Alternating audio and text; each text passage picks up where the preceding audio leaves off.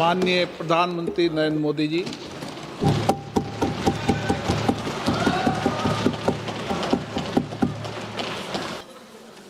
आदरणीय अध्यक्ष जी,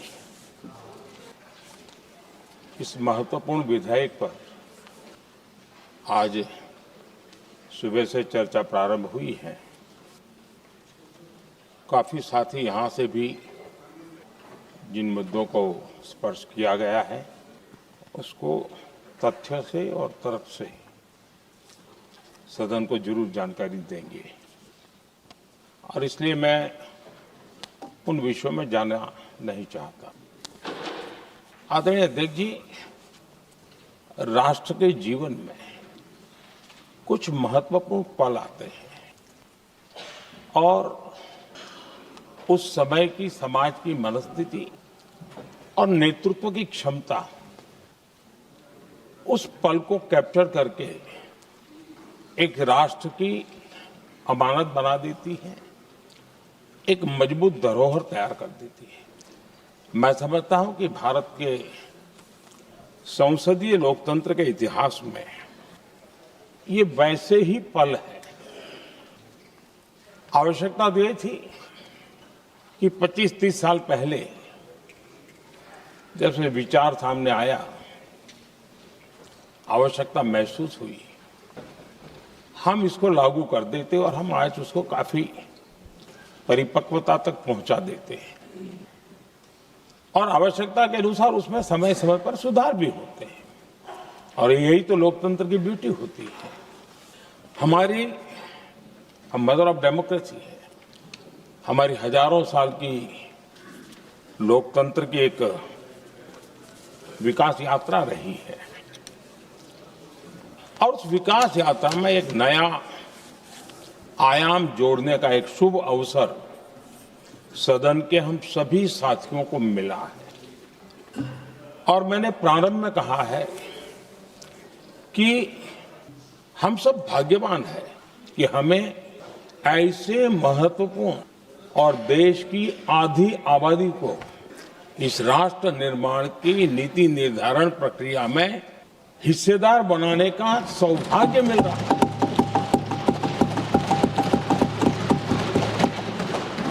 ये हम लोगों के लिए सौभाग्य है और मैं चाहता हूं कि मेरे सभी माननीय सांसद, मैं इधर उधर की आज बात करना नहीं चाहता हूं, हम सभी सांसद इस महत्वपूर्ण अवसर को जाने न दें।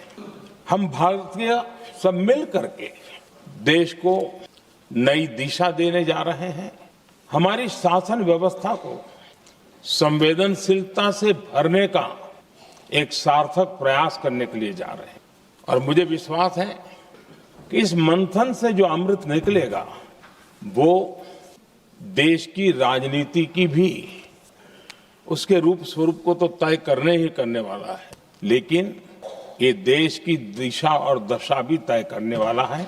इतने महत्वपूर्ण मोड़ पर आदरणीय अध्यक्ष जी, 21वीं सदी में भारत एक नए आत्मविश्वास के साथ आगे बढ़ रहा है।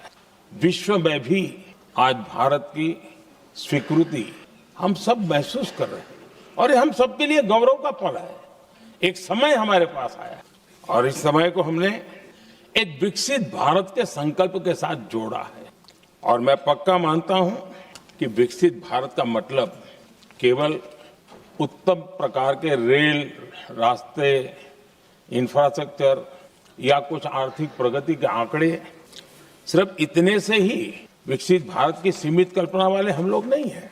हम चाहते हैं कि विकसित भारत जिसके नीति निर्धारण में सच अर्थ में सबका साथ सबका विकास का मंत्र समाहित हो, देश की 50% जनसंख्या नीति निर्धारण का हिस्सा बने, ये समय की मांग है।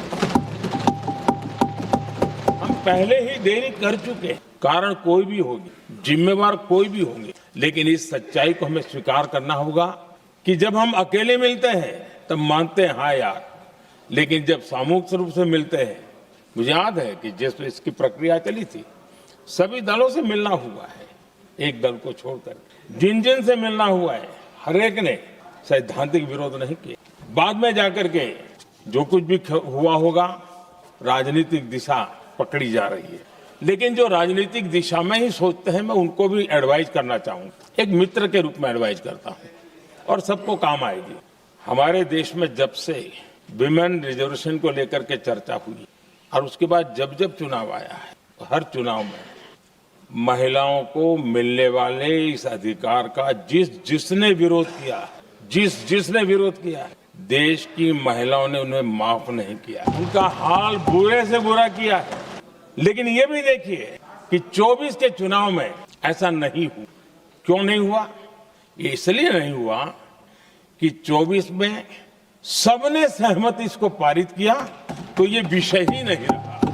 किसी के पक्ष में पॉलिटिकल फायदा नहीं हुआ, किसी का नुकसान भी नहीं हुआ।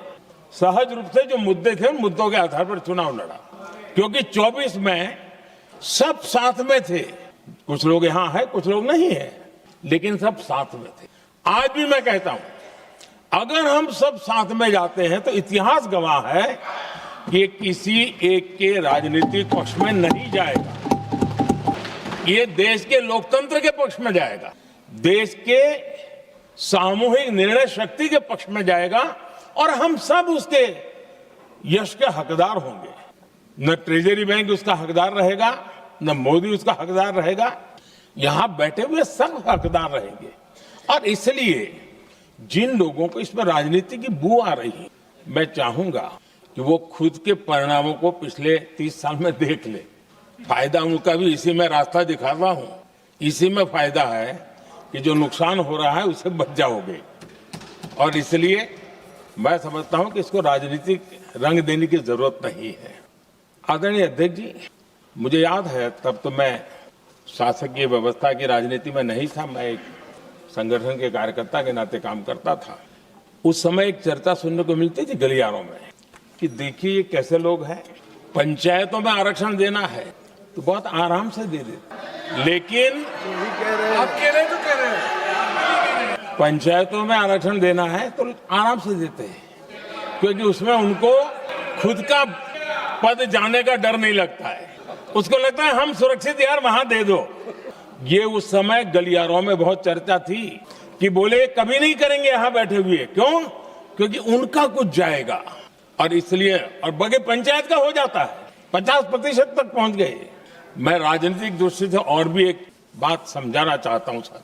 आज से 25 साल 23 साल पहले जिसने भी विरोध किया तो विरोध राजनीतिक सतह से नीचे नहीं गए। आज ऐसा समझने की गलती मत करना।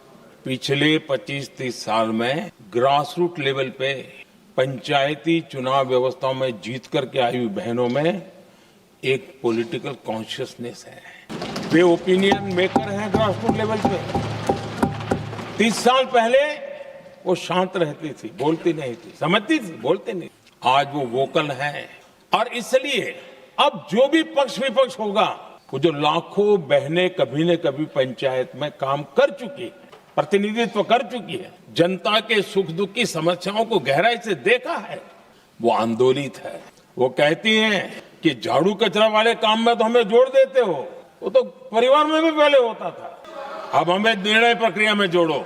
और निर्णय प्रक्रियाएं विधानसभा में और पार्लियामेंट में होती है। और इसलिए मैं राजनीतिक जीवन में जो लोग प्रगति चाहते, मैं किसी भी सांसद की बात करता हूं, किसी भी एमएलए की बात करता हूं, ये दल वो दल की बात मैं नहीं कर रहा हूं। जो भी राजनीतिक जीवन में सफलतापूर्वक आगे बढ़ना चाहते हैं, उनको ये मान के चलना पड़ेगा कि पिछले 25-30 साल में लाखों बहनें ग्रास रूट लेवल पर लीडर बन चुकी हैं।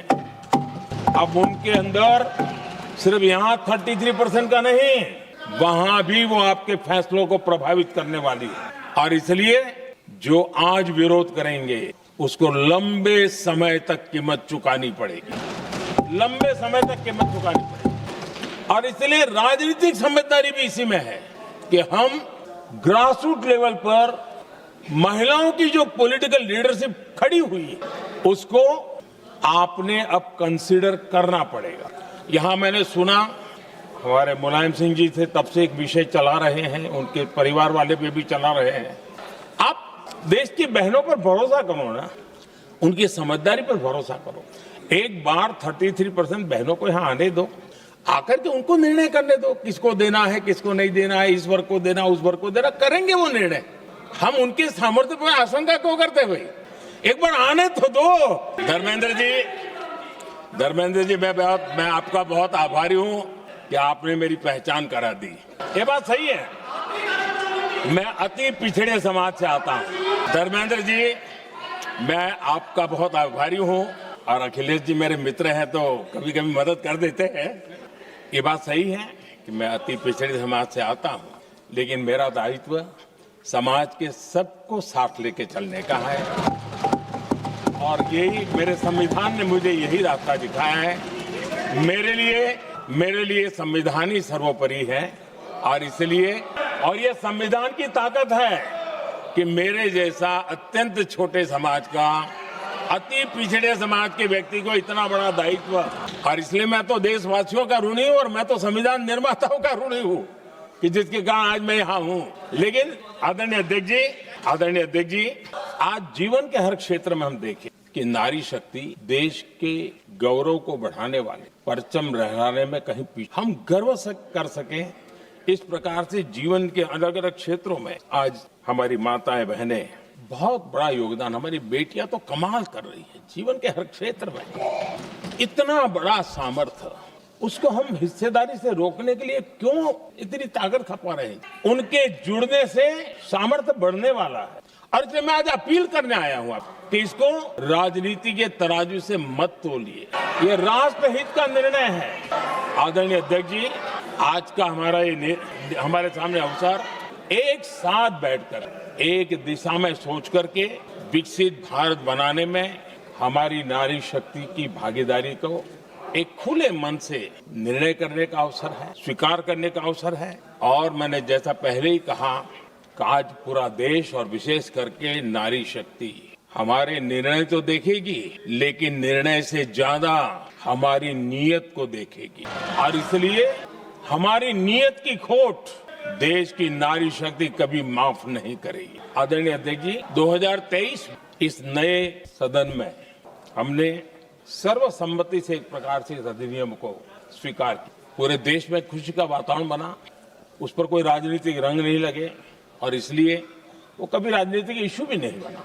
तो एक अच्छी स्थिति है कि हमें कितने समय तक इसको रोकना है। अब यहाँ जो लोग जनसंख्या वगैरह के विषय उठाते हैं, क्या आपको मालूम नहीं है? मैं चाहूंगा कि अमित भाई अपने भाषण में इन सारी चीजों का उल्लेख करेंगे, जब जनगणना के संबंध में कब कब क्या क्या किया था, बाद में कोविड आया, उसके कारण क्या मुसीबत आई, कैसे रुकावटें आई, ये सारी बातें हम सबके सामने है, इसमें कोई विषय नहीं है। लेकिन पिछले दिनों जब हम 23 में चर्चा कर रहे थे, तब भी व्यापक रूप से बात ये थी कि इसको जल्दी करो, हर कोई कह रहा था जल्दी करो। अब 24 में संभव नहीं था क्योंकि इतने कम समय में करना मुश्किल था। अब 29 में हमारे पास अवसर है। अगर हम 29 में भी नहीं करते तो ये स्थिति क्या बनेगी हम कल्पना कर सकते। फिर हम देश की माताओं बहनों को ये विश्वास नहीं बना पाएंगे कि हम सचमुच में प्रयास सच्चे अर्थ कर सकते। और इसलिए समय की मांग है कि अब हम ज्यादा विलंब न करें। इस दरमियान राजनीतिक दल के लोगों से, संविधान के जानकार लोगों से किसी के साथ भी भेदभाव नहीं करेगी। ये निर्णय प्रक्रिया किसी के साथ अन्याय नहीं करेगी। भूतकाल में जो सरकारें रही और जिनके कालखंड में जो परिसीमन हुआ और जो अनुपात उस समय से चला आ रहा है, उस अनुपात में भी कोई बदलाव नहीं होगा और वृद्धि भी उसी अनुपात में होगी। अगर गारंटी शब्द चाहिए तो मैं गारंटी शब्द उपयोग करता हूं, वादा की बात करते हो तो मैं वादा शब्द उपयोग करता हूं, अगर तमिल में कोई अच्छा शब्द हो तो वो भी मैं बोलने के लिए तैयार हूं, क्योंकि जब नियत साफ है तो फिर शब्दों का खेल करने की हमें जरूरत नहीं है जी। आदरणीय अध्यक्ष जी, मैं आज सदन के सभी साथियों को ये भी कहना चाहता हूं कि साथियों, हम भ्रम में न रहे, हम उस अहंकार में न रहे, और मैं हम शब्द प्रयोग कर रहा हूं, मैं और तुम की बात नहीं कर रहा हूं। हम इस भ्रम में न रहे कि हम देश की नारी शक्ति को हम कुछ दे रहे हैं। जी नहीं, उसका हक है। कई दशकों से उसको रोका हुआ है। आज उसका प्रायश्चित करके हमें उस पाप में से मुक्ति पाने का यह अवसर है। हम सब जानते हैं हर एक ने कैसे चालाकी की है, हर बार चतुराई की। बिल्कुल हम तो इसके पक्ष में ही हैं, लेकिन हर बार ऐसी चीजें लाई गई है। हिम्मत नहीं है कि हम 33% महिलाओं के आरक्षण का विरोध कर पाए। वो तो जमाना चला गया, आपको करना नहीं है, लेकिन कहने की हिम्मत भी नहीं है। और इसलिए टेक्निकल बहानेबाजी, ये करो तो ये, वो करो तो वो, डिगरा करो। अब देश की नारी को नहीं समझा पाओगे। सदन में नंबर का खेल क्या होता है वो तो समय तय करेगा, लेकिन ये पक्का है कि अब इन भांति भांति के बहानेबाजी, भांति भांति टेक्निकल मुद्दों के आधार पर चीजों को उलझा करके 3 दशक तक इसको अड़ंगे डाले हमने, फंसा के रखा। आपने जो अचीव करना था कर लिया, अब छोड़ दो ना भाई।